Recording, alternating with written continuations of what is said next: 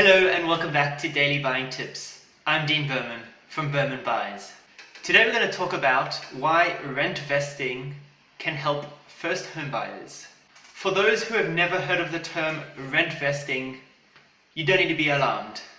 It simply means you continue to rent whilst you invest in property. You may even think to yourself, how is that even possible? How can you afford to pay rent and a mortgage at the same time?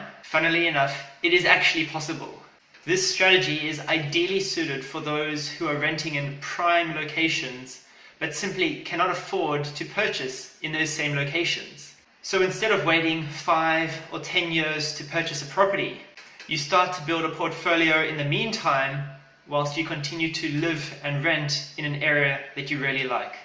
And I'll give you some brief numbers for your understanding. Let's say you pay $400 a week in rent. Assuming no vacancy, an investment property costing around $500,000 will cost roughly between $100 to $150 per week to hold. Therefore, you would need a minimum of around $500 to $550 per week to rent and invest at the same time.